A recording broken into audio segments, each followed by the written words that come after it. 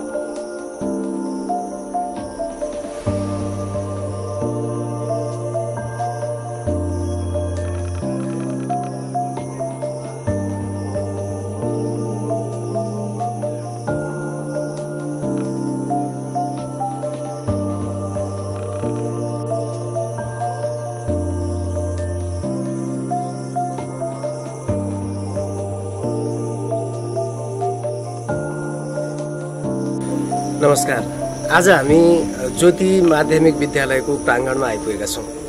एउटा शिक्षकले चाह्यो भने वास्तवमा साँच्चै गर्न सक्दो रहेछ। यति धेरै मसिना कुराहरू छन्। ती मसिना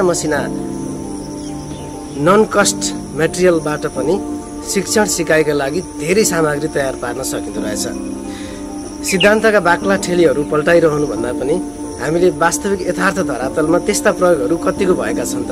आज हामीले यही विषयवस्तु खोज्दै हामी ज्योति माध्यमिक विद्यालयको प्राङ्गणमा आइपुगेका छौँ।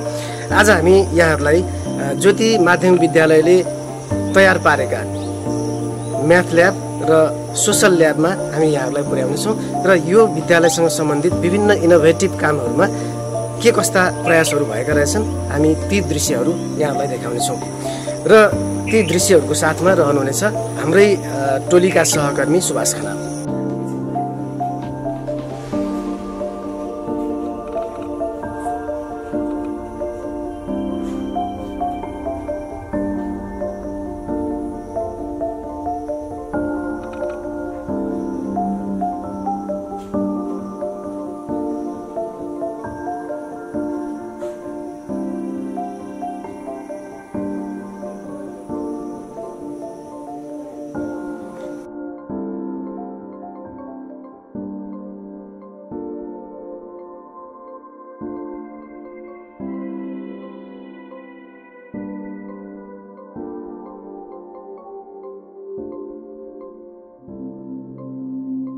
हामी यतिखेर श्री ज्योति मावि अर्नाबाडी बुलबुले आइपुगेका छौँ।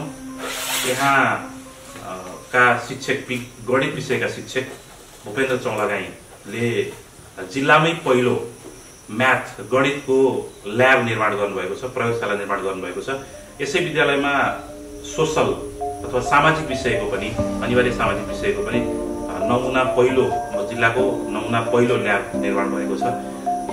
हामी यही क्रममा यहाँ आइपुगेका छौँ र यतिखेर मसँग भूपेन्द्र चौलागाई सर पनि हुनुहुन्छ।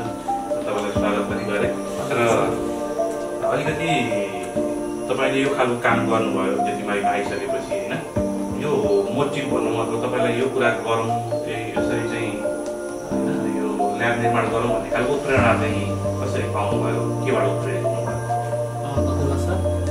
यो मोटिभ भनेको चाहिँ कस्तो भने विद्यार्थी भाइहरूको जुन दिन प्रतिदिन शैक्षिक गुणस्तरीय कुराकानीसँग कनेक्टेड रहिरहँदा हरेक वर्ष सबैभन्दा धेरै मिहिनेत गर्ने शिक्षक गणित शिक्षक सबैभन्दा धेरै तयारी गर्ने खालको विद्यार्थी सबैभन्दा धेरै तयारी गर्ने विषय गणित, तर रिजल्टको कुराकानी आउँदा जहिले पनि सबैभन्दा पछाडि परिरहेको अवस्था तपाईँ हामी सबैलाई थाहा भइरहेको अवस्था हो।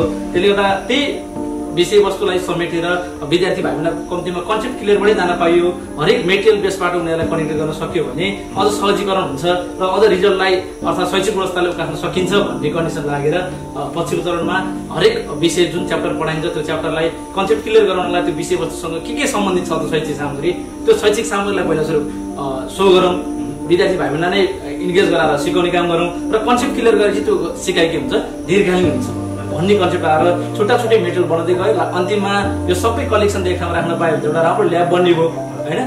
त्यो हिसाबमा चाहिँ एउटा ल्याब नै स्थापना गर्नुपर्छ, एउटा रुम नै चाहिन्छ भन्ने जस्तो सोचेर हामीले म्याथ ल्याबको सिर्जना गरेका छौँ। अनि यो जस्तो ल्याब निर्माणको क्रममा आर्थिक पाटो एउटा आउँछ, अर्को व्यवस्थापकीय पाटोहरू आउँछ, कसरी तपाईँले परिचालन गर्नुभयो, विद्यार्थीहरूको सहयोग कसरी लिनुभयो, व्यवस्थापक समितिको सहयोग कसरी लिनुभयो, कसरी यो ल्याब निर्माण सक्नुभयो? सबैभन्दा पहिला त सर इच्छा शक्ति हुनुपर्दो रहेछ होइन। हामी गर्छौँ र यो भिजन छ, यसरी हामी अगाडि बढ्न सक्छौँ, विद्यार्थी भाइ बहिनीहरूको शैक्षिक गुणस्तरलाई उकास्नलाई यसरी मेटेरियल सो गरेर जान सकिन्छ भन्ने एउटा स्पष्ट भिजन पहिला हामीले बनायौँ। त्यसपछि विद्यालय व्यवस्थापन समिति प्रशासनको पाठसँग सहकार्य गरेपछि ठिक छ यसरी जान सकिन्छ भने अगाडि बढ्नु होला, हाम्रो साथ र सहयोग हुन्छ नै भन्ने कन्डिसन भयो। त्यसरी ओडा लगायत अन्य सहयोगी दाताहरूसँग हामीले केही सहकार्य गऱ्यौँ। त्यही अनुरूप लो कस्ट नो कस्ट सरले देख्न सक्नुहुन्छ कति मान्ने सामानहरू छ होइन। हाम्रो खेर गइरहेका जुन सामानहरू छ त्यही खेर गइरहेका काठका सामानहरू कार्टुनहरू भयो होइन। लो कस्ट नो कस्टको अवधारणा अनुसार हामीले निर्माण गरेका छौँ र म्याक्सिमम विद्यार्थीहरू सम्पूर्णलाई हामी इन्गेज गराएरै अगाडि बढिरहेका अवस्था। अनि यो जस्तो मेटेरियल बनाउनु पूर्व विद्यार्थीको म्याथप्रतिको रुचि होइन, त्यसपछि अनि मेटेरियल बनिसकेपछि यो ल्याब बनिसकेपछि विद्यार्थीको सिकाइमा चेन्ज परिवर्तन, रुचि यो गणितप्रतिको रुचिको परिवर्तन कस्तो पाउँछ? त्यो त व्यापक छ किनभने जब मेटेरियल बेस नगरिकन एउटा सैद्धान्तिक मात्र यो यस्तो त्यो त्यस्तो भन्दा जुन कुरा पढाइन्छ पढ्दा बच्चाको माइन्ड पुरै डाइभर्ट भएर आउँछ, तर त्यो मान्छे एकाकेन्द्र भएर पढ्न चाहिँ बसिरहेको हुन्छ रुममा, तर ऊ पुरै अनिन्द्रतिर मन त्यहाँ छ, तन त्यहाँ छ, तर मन चाहिँ अन्धतिर गएको जस्तो अवस्था हुन्छ। तर त्यो पछिको कन्डिसन जब मेटेरियलमै इन्गेज गराइन्छ ऊ आफै पार्टिसिपेन्ट भयो नि त, उसले कसरी आयो, के गरी गर्नुपर्छ, यो फर्मुला कसरी आयो, मजाले त्यो फर्मुलेसन पार्टसहित जाने भएको र मेटेरियल यो ल्याब बनाउनुभन्दा पहिलाको र पछिको सिकाइमा त व्यापक चेन्ज छ सर। बच्चाहरू नै पहिला गर्नुपर्छ भाइ बहिनीहरू भनेर प्रेसर गर्नु पर्थ्यो भने अहिले सोधेको सर हाम्रो ल्याबमा कहिले जाने, कहिले सामान बनाउने, त्यो च्याप्टर कहिले सुरु गर्ने, यो कन्सेप्टको क्लास हाम्रो कहिले हुन्छ सर भनेर अहिले आफै मोटिभेट भएर आएको। लकडाउनमा पनि विद्यार्थीहरू पनि आफै घरमा सामग्री बनाउँदै हुनुहुन्छ भन्दै हुन्थ्यो तपाईँले होइन, अलिकति त्यसको बारेमा सेयर गर्दै। त्यो चाहिँ अब अहिले सरकारले पनि वैकल्पिक शिक्षा प्रणालीबाट हामीले सहजीकरण गर्नुपर्छ भन्ने जुन कन्सेप्ट आएको छ त्यही अन्तर्गत हामीले प्रत्येक शिक्षक र साथीहरू पनि अहिले विद्यालयमा आएर भन्दा पनि विद्यार्थीको घर घरमा गएर उनीहरूलाई सहजीकरण गर्ने कामहरू हामी गरिरहेका छौँ। तल्लो कक्षा नर्सरीदेखिबाट 10सम्मकै अझ इभन भन्नुपर्दा 12सम्मकै कन्डिसनमा हामीले सहजीकरण गरिरहेका छौँ। अनलाइन क्लासबाट पहुँच हुने भाइ बहिनीहरूलाई अनलाइनबाट हामीले जोइन गरिरहेका छौँ र त्योभन्दा बाहेकको कन्डिसनमा हामीले सिकाइ सहजीकरण गरिरहेका छौँ र सँगसँगै विद्यार्थी भाइ बहिनीहरूलाई हामीले मेटेरियल बेसमा रहेर उनीहरूलाई टास्कहरू दिएर उनीहरूलाई घरमै गरेर हामीले सहजीकरण गरिरहेका छौँ। हाम्रो विद्यार्थी भाइ बहिनीले घरमा नै अहिले मेटेरियल बनाइरहेका छौँ। एउटा तपाईँले यहाँ धेरै सामग्रीहरू निर्माण गर्नुभएको छ होइन, हरेकका आफ्ना प्रयोगहरू छन्, विद्यार्थीहरूले यहाँ नै प्रयोग गरिरहेका छन्। त्यसो हुँदै गर्दा पनि एउटा डेमो चाहिँ हामीलाई गरेर देखाइदिनु भयो। धन्यवाद सर। जस्तै यहीँ अगाडि तपाईँले हेर्न सक्नुहुन्छ सर, यहाँ छुट्टै एउटा सडकमुखा अर्थात् यो ब्रिजमा रहेको छ। यसको जस्तै तल्लो कक्षादेखि नै विद्यार्थी भाइ बहिनीले यसको आयतन निकाल्न पर्यो भने यल इन्टु बी इन्टु एच अनुसार यल इन्टु बी इन्टु एचको कन्सेप्टबाट मजाले प्रश्न सिकिरहेका हुन्छौँ। त्यो तल्लो कक्षामा सिकेको कुरा आफ्नो ठाउँमा रह्यो र यो माथिल्लो कक्षासँग के कनेक्ट छ त, सिकाइ स्थानान्तरणको अवस्था के छ त भनेर बुझ्नको लागि चाहिँ हामीले यहाँनिर एउटा यो जुन फ्रिजमा छ अर्थात् सडमुखा छ, त्यस्तै यहाँबाट हामीले सडमुखा लिएका छौँ। यो अर्थात् छुट्टै फ्रिजमा हामीले यहाँ लिएका छौँ र यही कन्सेप्टबाट चाहिँ हामीले यो एउटा पिरामिड रहेको छ, यो पिरामिडको र यो प्रिज्मको हाइटहरू बराबर छ सर, यसरी हाइट बराबर छ र यसको दुईटाको बेस पनि के छ त्यहाँ बराबर छ। हो यो कन्डिसनमा यो दुईटाको आयतन बीचमा केही न केही सम्बन्ध छ भनेर हामीले एक्सपेरिमेन्टली हेर्न थालिरहेका छौँ सर। जस्तै यसमा हेर्न सक्नुहुन्छ जस्तै यसमा यसको आयतन मात्र छुट्टै निकाल्न पर्यो भने यल इन्टु बी इन्टु एच जुन हाम्रो तल्लो कक्षामा उनीहरूले पढेका हुन्छ त्यही कन्डिसनमा हामी कनेक्ट गर्न सक्छौँ। यो स्क्वायर बेस छ, त्यही भएर यसलाई मैले सपोज गर्ने भने ए इन्टु एच अर्थात् a into A square into H. यसको टोटल आयतन निकाल्ने फर्मुला भने ए स्क्वायर इन्टु एच हुँदो रहेछ भनेर विद्यार्थी भाइहरूले सिकिसकेका हुन्छन्। र त्यही कुरालाई मैले यहाँ कनेक्ट गर्दाखेरि चाहिँ के गर्छु भने सर जस्तै यहाँ तोरीको दाना हेर्न सक्नुहुन्छ भने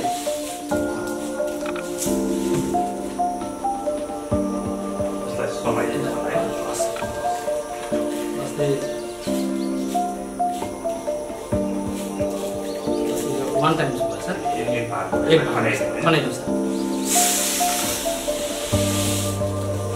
यो कतिचोटिमा भनिन्छ यो दुईटा बिचको रिलेसन के छ त भनेर हामीले चेक गर्न खोजिरहेका छौँ। यो दुईटैको बेस आयतन र पिरामिडको रिलेसन के छ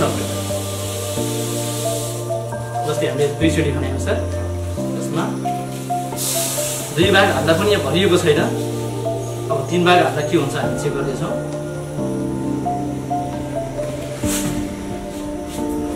जस्तै तेस्रो पटक भएछ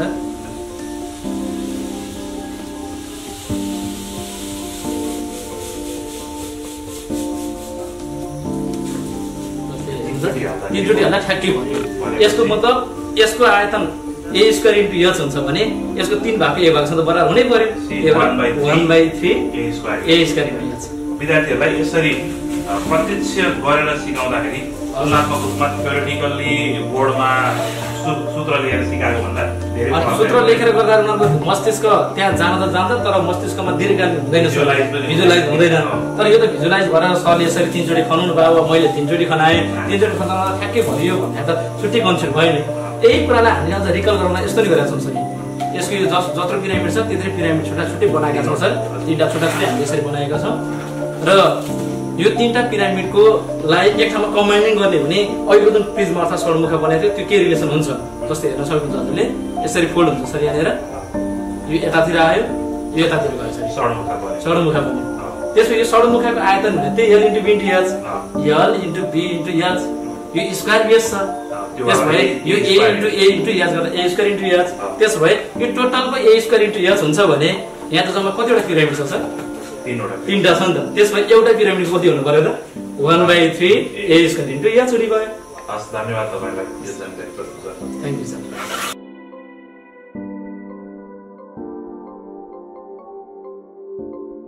एउटा छुट्टा यहाँनिर अर्धबेलनाहरू छ, दुईटालाई कम्बाइन गर्ने एउटा बेलना भन्छ। यो बेलनालाई हामीले षड्मुखाको फर्ममा यसरी कन्भर्टिङ गर्न सक्छौँ।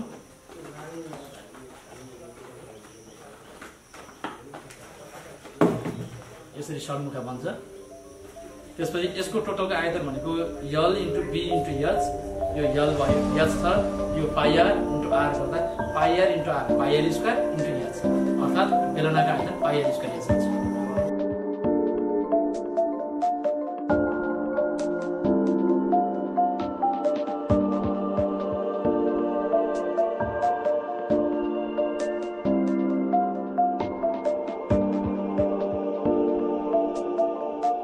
यो हाम्रो पाइथागोरस थ्योरमको लागि हामीले एक्सपेरिमेन्ट गर्न खोजिरहेका छौँ।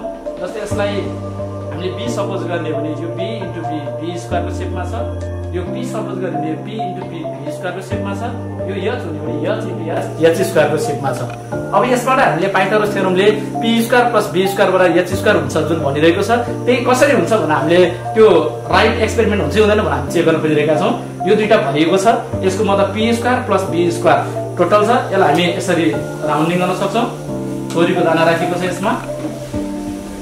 यसरी भर्दाखेरि हाम्रो पी स्क्वायर र बी स्क्वायरको सम एच स्क्वायरसँग बराबर हुन्छ कि हुँदैन भनेर हामी चेक गर्दैछौँ। ठ्याक्कै बराबर भयो। यसको मतलब यो p square plus be square बराबर के हुन्छ? एच स्क्वायर हुन्छ भनेर जुन पाइथागोरस थ्योरमले भनेको छ त्यो एक्सपेरिमेन्ट हामी यसरी पनि सो गर्न सक्छौँ।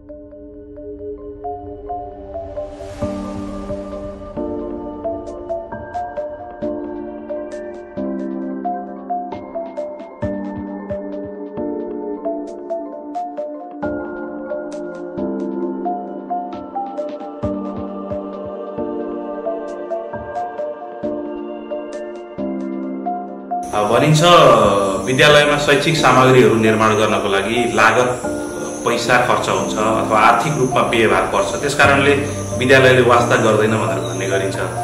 तर जब हामी ज्योति मावि आइपुग्यौँ त्यसपछि यहाँको सोसल ल्याब, सामाजिक ल्याब, जुन जिल्लाकै नमुना पहिलो ल्याब पनि हो, प्रयोगशाला पनि हो, यहाँ नानु डिम्डुङ म्याडमले निर्माण गर्नुभएको छ। विद्यार्थीहरूको सहयोग लिएर, विद्यालय प्रशासनको सहयोग लिएर छुट्टै कोठामा एउटा ल्याब बनेको छ। यो कुरा चाहिँ हामी यसै विषयमा अलिकति उहाँसँग नै छलफल गर्छौँ। तपाईँलाई स्वागत पनि गरेर यस्तो खालको यो लोकल मेटेरियल, नो कस्ट मेटेरियलहरू प्रयोग गरेर ल्याब बनाउने खालको जुन काम गर्नुभएको छ, एउटा तपाईँको उत्प्रेरणा दिने खालको काम पनि छ। यो कसरी सिर्जना गर्नुभयो, कसको सहयोग दिनुभयो, कसरी निर्माण गर्नुभयो? धन्यवाद तपाईँलाई।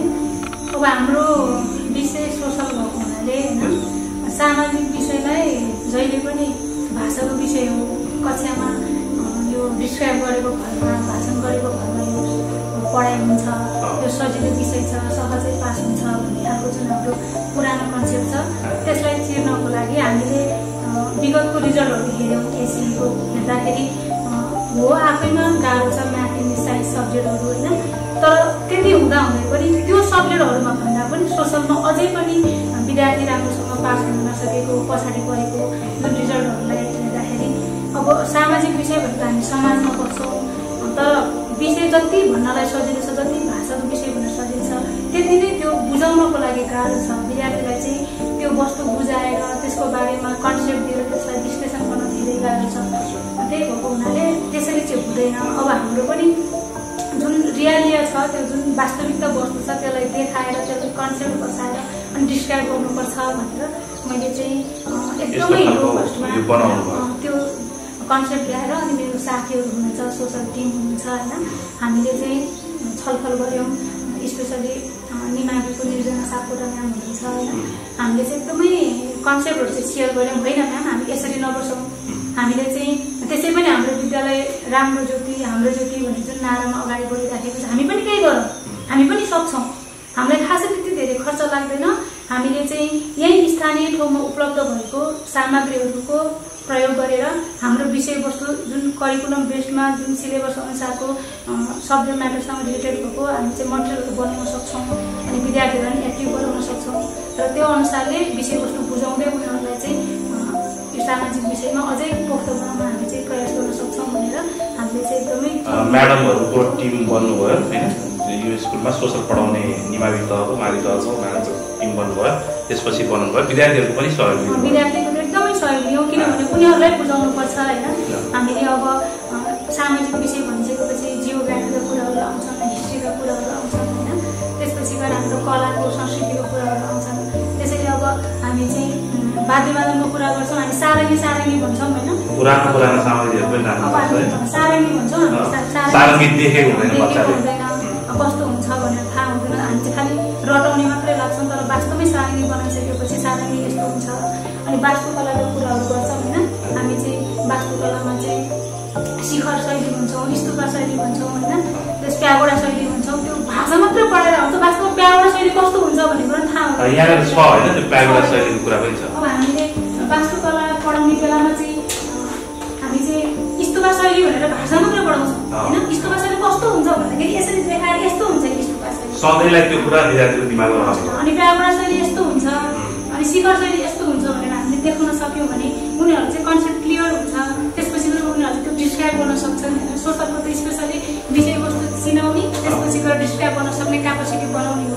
अलिकति बाहिरबाट हेर्दाखेरि के भने सोसलको पनि ल्याब हुन्छ र प्रयोगशाला हुन्छ र भन्ने खालको कुरा नि आयो होला नि तपाईँले यो निर्माण गर्ने क्रममा? हामीले चाहिँ स्पेसली ल्याब र प्रयोगशाला भन्दा पनि ग्यालरी भनेर राख्यौँ नाम होइन, सोसल ग्यालरी। किनभने हाम्रो चाहिँ आफ्नो विषयवस्तुसँग रिलेटेड भएको शैक्षिक सामग्रीहरू तयार गरेर त्यसलाई चाहिँ सङ्कलन गरेर राख्ने जुन सङ्ग्रहालय हुन्छ, हामीले चाहिँ सोसल ग्यालरी भनेर नाम राख्यौँ। अब यो सुन्दाखेरि सुरुमा चाहिँ हामीले सधैँ देखिराखेको कुटो, कोदालो होइन, लोको, नाम्लो यस्तो पनि बनाउनुपर्छ र भन्ने खालको कुराहरू चाहिँ सुरुमा आयो।